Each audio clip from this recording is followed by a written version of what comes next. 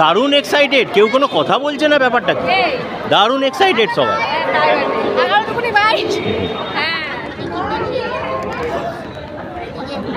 হঠাৎ করে বেড়াতে গেলে কত যে আনন্দ হয়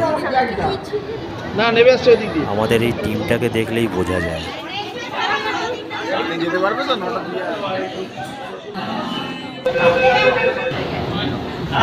পরবর্তী স্টেশন মহাপর।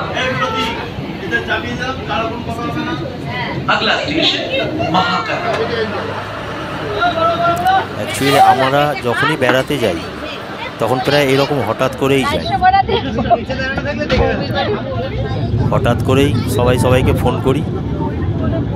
আর আমাদের ঘোরা বেড়ানোর নামে তো সবার পা তোলাই থাকে। আর হঠাৎ করে ঘুরতে যাওয়া মানেই তো আপনারা জানেন দীঘা। আর হঠাৎ করে গেলে তো আর ট্রেনে করে যাওয়া যায় না, তখন সেই বাস, সেই এসপ্ল্যানেড থেকে বাসে করে, প্রচণ্ড গরমও ছিল এইবার, সেই জন্য এসি বাস করলাম এসপ্ল্যানেড থেকে। যদিও ভাড়াটা একটু বেশি নেয়, কিন্তু এসি বাস ছাড়া তো উপায়ও নেই। যদিও বাসগুলো খুব ভালো থাকে। বাসে করে গেলাম, 4-4.5 ঘন্টার মধ্যে পৌঁছে দিল।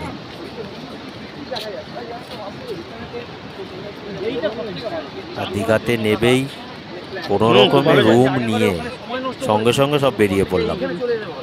এখানে চান করা যাবে, চান করার জন্যই তো জায়গাটা করে, দারুণ চান করার জায়গা। এটা বোধহয় দীঘা মোহনা। হ্যাঁ, একটু পরে আসবো। মোহনাটা এখন খুব সুন্দর করেছে। এর আগেও আমি গেছি প্রায় 3 বছর না 4 বছর আগে।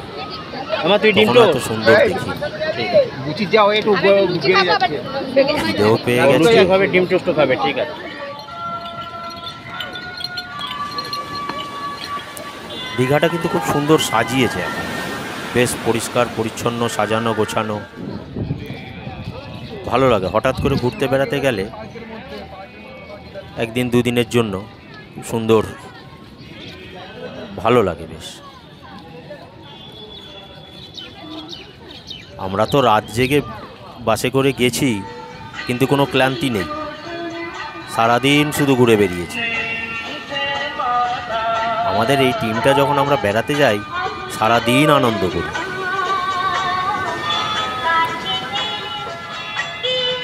সি বিচের দাঁড় ধরে সব হাঁটা, মর্নিং ওয়াক, সমুদ্রের ধারে ভালোও লাগে। গরমও ছিল খুব।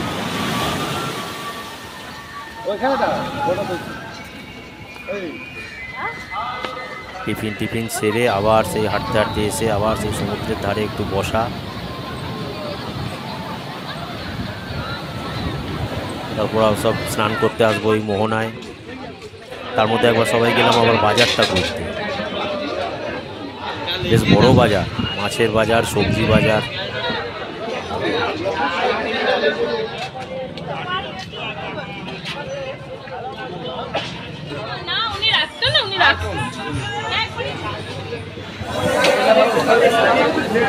মাছের বাজারটা বেশ ভালো সব ইলিশ, কাতলা, রুই। বহু পর্যটক আছে যারা এখান থেকে মাছ কিনে রান্না করে খায়। আমরা অবশ্য হোটেলে খেয়েছি।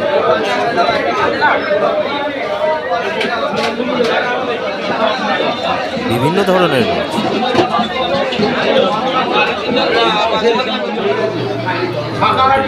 খাওয়া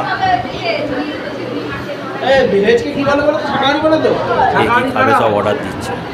গরু, ছাগল,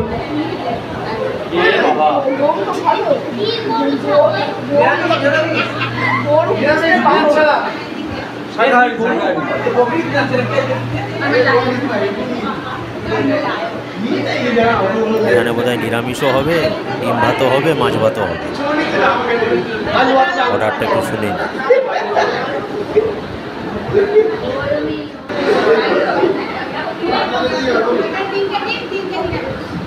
ও আচ্ছা, ডিম ভাত, নিরামিষ ভাত। নিরামিষ মানে মাছের মাথা দিয়ে পুঁই শাক, ওই নিরামিষ। বিকেলে সন্ধ্যের দিকে আবার এলাম জগন্নাথের মন্দিরটা দেখতে। এর আগে তো কোনো দিন দেখা হয়নি। মন্দিরটা কিন্তু খুব সুন্দর হয়েছে, খুব সুন্দর মন্দির হয়েছে। বেশ বড় এরিয়া, বেশ বড় জায়গা নিয়ে মন্দিরটা করেছে, খুব ভালো লাগে। প্রচুর ভিড়ও হয়েছিল, প্রচুর ভিড় হয়েছে। আর মন্দিরটা বেশ ভালো লাগলো, বেশ বড় মন্দির, অনেকটা জায়গা নিয়ে।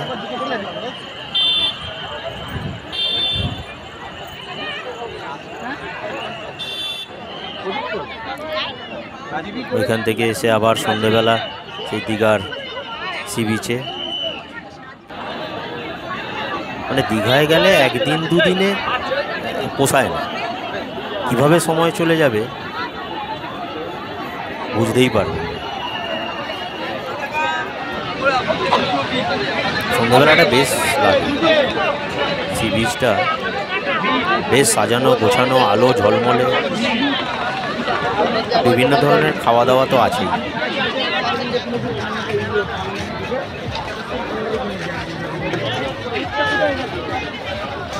কখন সন্ধে হয়ে গেল, কখন রাত হয়ে গেল টেরই পেলাম না।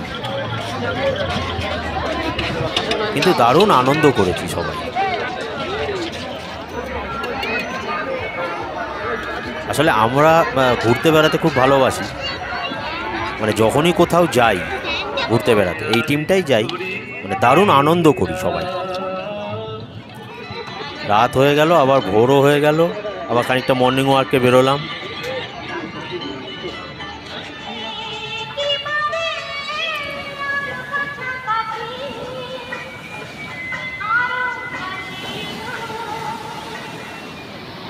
সমুদ্রের ধার ধরে মর্নিং ওয়াক করতে বেশ ভালোই লাগে।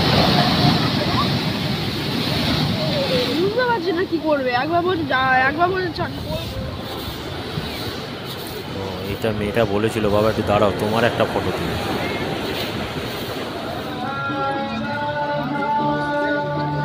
এরা মামেও দারুণ আনন্দ করে।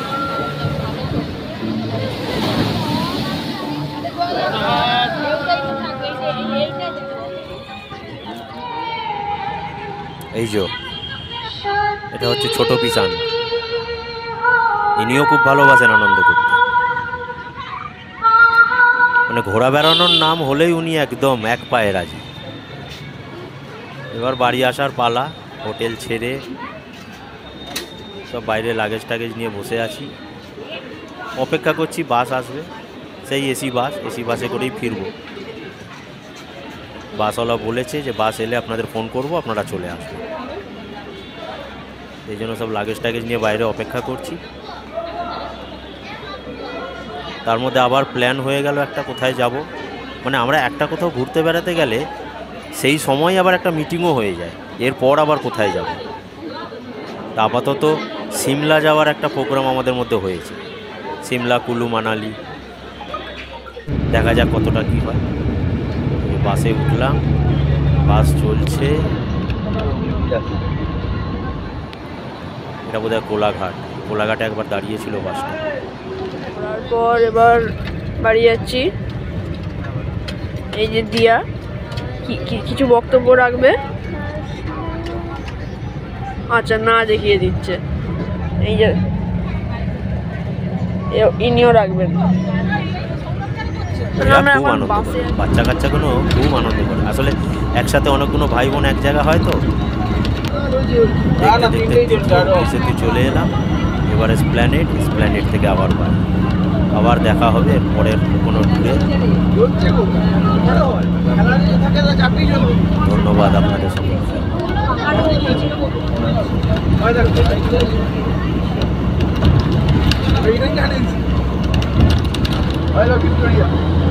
ভিক্টোরিয়া দেখে আমার দিকে